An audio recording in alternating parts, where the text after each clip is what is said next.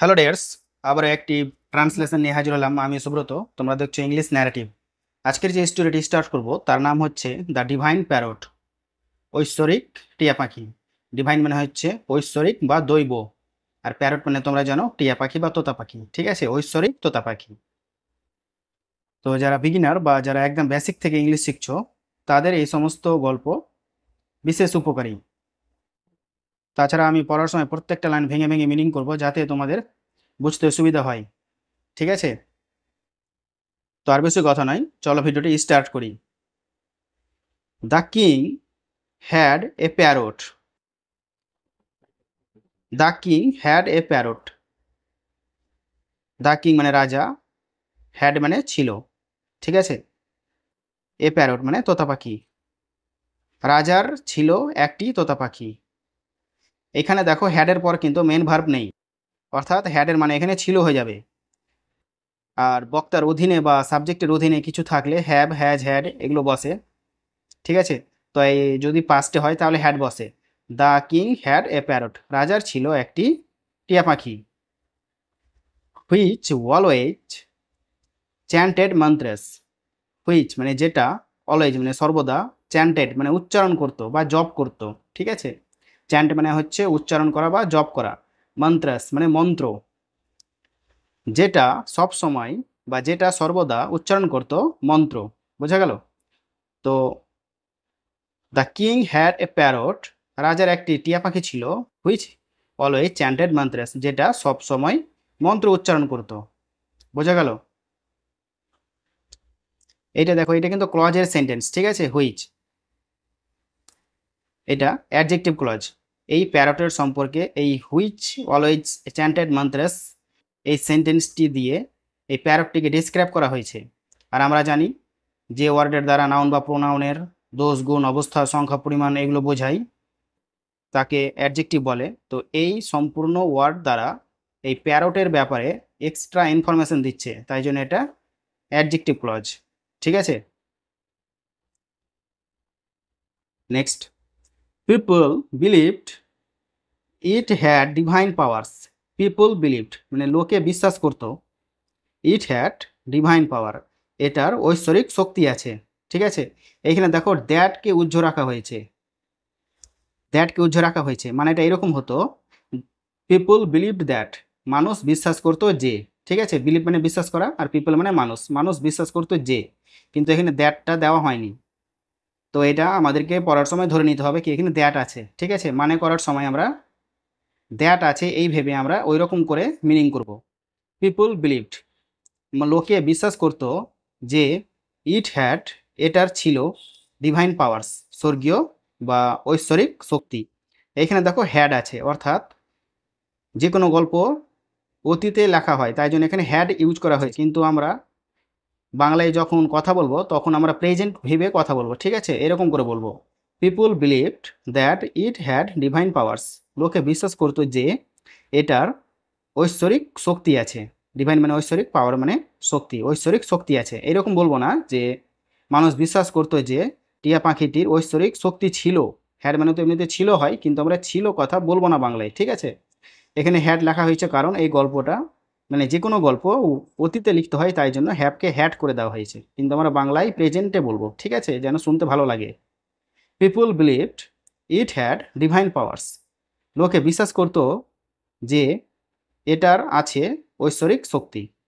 ঠিক আছে, once when the king gave the parrot a fruit it began to chant prayers. Once মানে একদা, when দেখো এটাও কিন্তু অ্যাডভার্বিয়াল ক্লজ চালু হচ্ছে, অ্যাডভার্বিয়াল ক্লজ অফ টাইম। ঠিক আছে, ওয়ান্স মানে একদা। এবার একদা বলার পর এখানে বর্ণনা করা হয়েছে কোন সময়। ঠিক আছে, হোয়েন মানে যখন, তো অ্যাডভার্বিয়াল ক্লজ অফ টাইম এটা।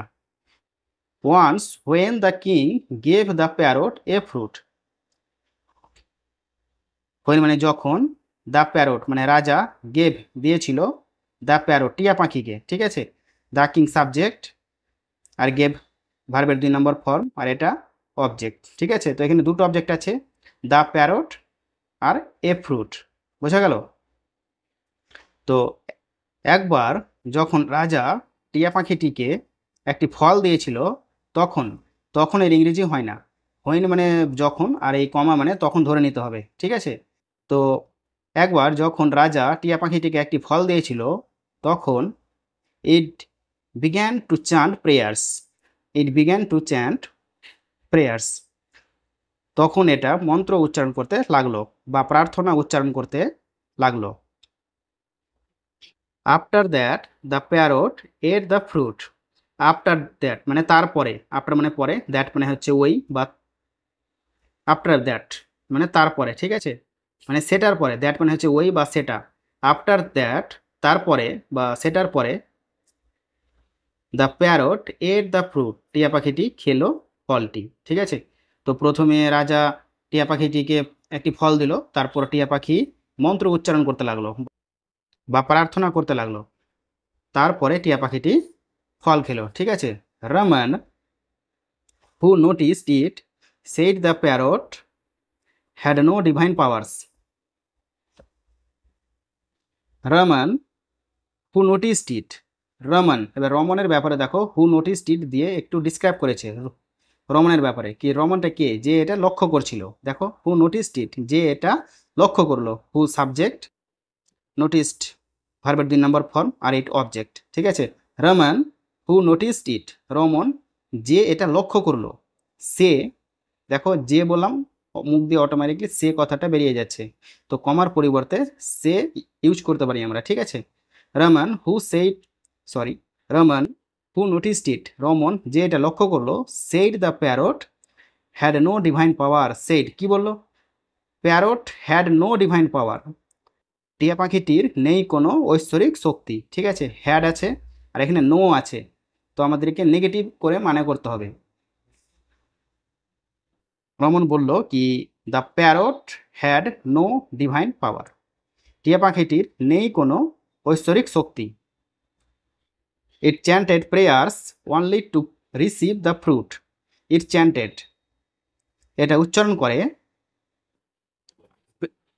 প্রেয়ার্স মানে প্রার্থনা, ঠিক আছে? ইট চ্যান্টেড প্রেয়ার্স, এটা এটা প্রার্থনা উচ্চারণ করে বা এটা প্রার্থনা করে only to receive the fruit, কেবলমাত্র রিসিভ মানে গ্রহণ করতে, দ্য ফ্রুট মানে ফল, ঠিক আছে? তো টিয়া পাখিটি কেবলমাত্র মন্ত্র উচ্চারণ করে বা প্রার্থনা করে কেবলমাত্র ফল গ্রহণ করার জন্য, ঠিক আছে? টু রিসিভ ইনফিনিটিভ লেখা আছে, to plus verb, to receive মানে গ্রহণ করতে, the fruit. It chanted prayers only to receive the fruit, এটা এটা প্রার্থনা করে কেবলমাত্র ফল পাওয়ার জন্য। So the king challenged Raman to prove his argument. So মানে তাই, দ্য কিং চ্যালেঞ্জড, রাজা চ্যালেঞ্জ করলো, ঠিক আছে? চ্যালেঞ্জ মানে আমরা বাংলাতে চ্যালেঞ্জই বলবো, ঠিক আছে? চ্যালেঞ্জের সূক্ষ্ম মানে নেই, তো আমরা সবাই জানি চ্যালেঞ্জ মানে হচ্ছে কারোর সঙ্গে বেট ধরা, বোঝা গেল? তো আমরা ইংরেজি শব্দটাই ইউজ করব। সো দ্য কিং চ্যালেঞ্জড, তাই রাজা চ্যালেঞ্জ করলো রমন, রমনকে, টু প্রুভ মানে প্রমাণ করতে, ঠিক আছে? প্রুভ মানে প্রমাণ করা। তাই রাজা রমনকে প্রমাণ করার জন্য চ্যালেঞ্জ করলো হিজ আর্গুমেন্ট, তার যুক্তি, ঠিক আছে? So the king challenged Raman, তাই রাজা চ্যালেঞ্জ করলো রমনকে, টু প্রুভ মানে প্রমাণ করতে, হিজ আর্গুমেন্ট তার যুক্তি। আর্গুমেন্ট মানে হচ্ছে যুক্তি। কোন যুক্তিটা? যে টিয়া পাখিটা খাওয়ার আগে প্রার্থনা করছে, সেই আসলে সে এটা প্রার্থনা করছে না, ঠিক আছে? খাবার পাওয়ার জন্য কিছু কথা বলছে। Raman accepted the challenge, Raman গ্রহণ করলো চ্যালেঞ্জ, ঠিক আছে? It would not chant any prayers from tomorrow, এবং কি বলছে চ্যালেঞ্জটা গ্রহণ করে? ইট উড নট চ্যান্ট, এটা উচ্চারণ করবে না বা জপ করবে না, ঠিক আছে? চ্যান্ট মানে হচ্ছে জপ করা বা উচ্চারণ করা। আর দেখো এখানে WON অ্যাপোস্ট্রফি টি আছে, মানে এটা উড নটের short form. It would not chant any prayers, এটা আর এটা আর প্রার্থনা উচ্চারণ করবে না বা প্রার্থনা করবে না। ফ্রম টুমোরো কাল থেকে, টুমোরো মানে কাল, আর ফ্রম মানে থেকে, এটা কাল থেকে আর প্রার্থনা করবে না, ঠিক আছে? তো এখানে উড নট কেন ব্যবহার করা হয়েছে? উইল নটও তো ব্যবহার করা যেত। আগে বললাম পুরো গল্পটা পাস্টে লেখা হয়েছে, আর যে কোনো গল্প বলতে গেলে পাস্টে বলতে হয়, তাই জন্য এখানে উইল ব্যবহার না করে উড নট ব্যবহার করা হয়েছে, ঠিক আছে? আর নট ব্যবহার করা হয়েছে কারণ এখানে নেগেটিভ আছে সেন্টেন্সটা, তাই। তো it would not chant any prayers, এটা আর প্রার্থনা করবে না, ফ্রম টুমরো, কাল থেকে, ঠিক আছে। হি অ্যাসিউরড, সে নিশ্চিত করে বললেন। কে বললেন? রমন। তো রমন নিশ্চিত করে বলল কি এটা কাল থেকে আর মন্ত্র উচ্চারণ করবে না বা প্রার্থনা করবে না।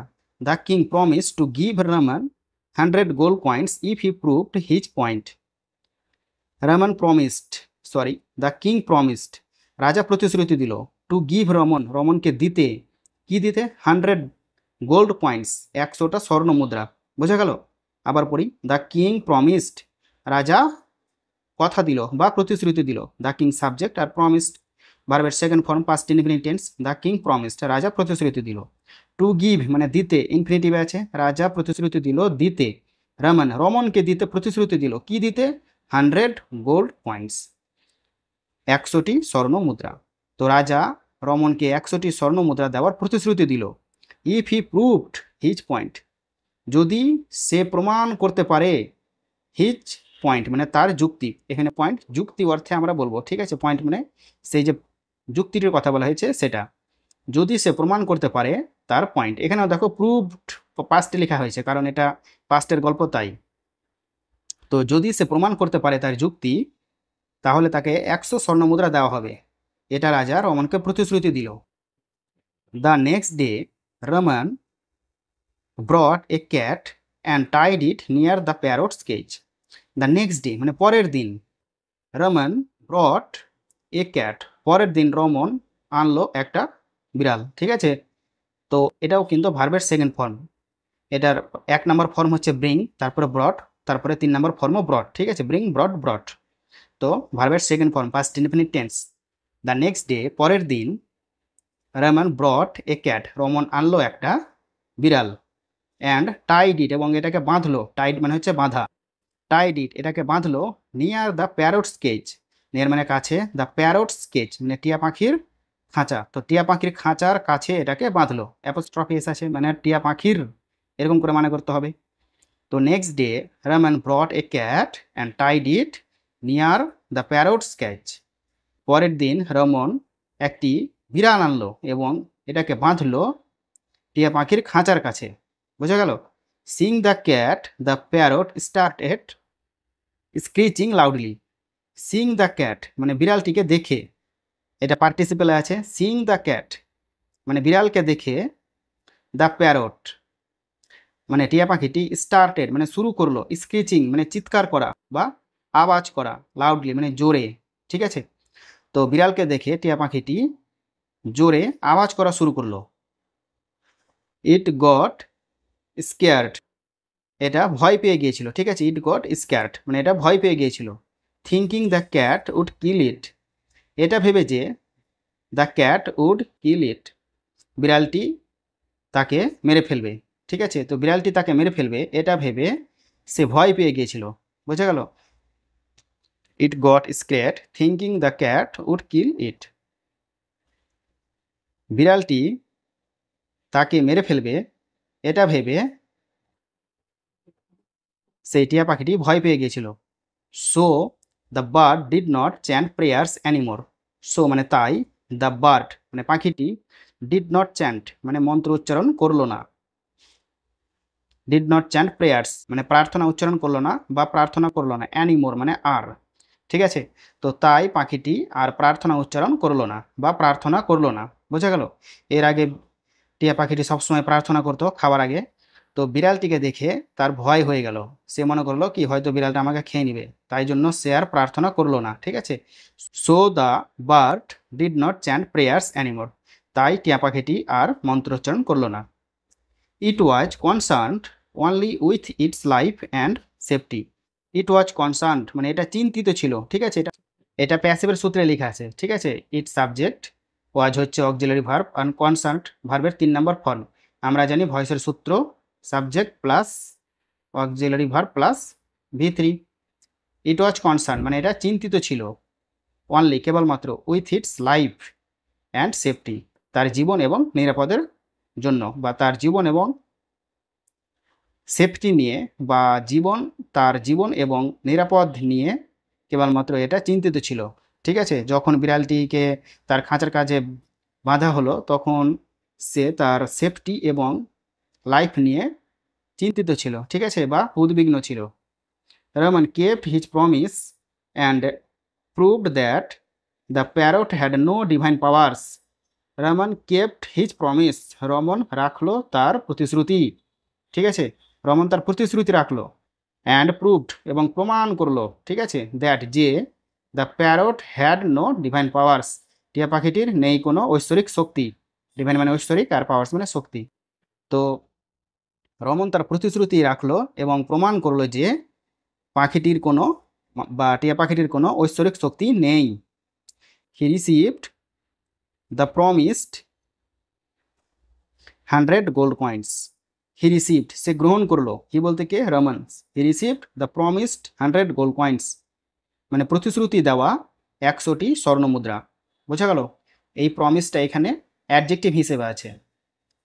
তো রমন প্রতিশ্রুতি দেওয়া বা রমন রাজার প্রতিশ্রুতি দেওয়া 100টি স্বর্ণ মুদ্রা গ্রহণ করলো বা পেল। তো এই ছিল ডিভাইন প্যারটের একটি শর্ট স্টোরি। আশা করি গল্পটি তোমাদের অত্যন্ত ভালো লেগেছে। তো যদি আমার গল্পটি ভালো লাগে তাহলে অবশ্যই তোমরা সাবস্ক্রাইব করে দিবে এবং কমেন্ট ও শেয়ারও করে দিবে। তো দেখা হচ্ছে পরবর্তী ভিডিওয়। আজকের মতো বিদায়।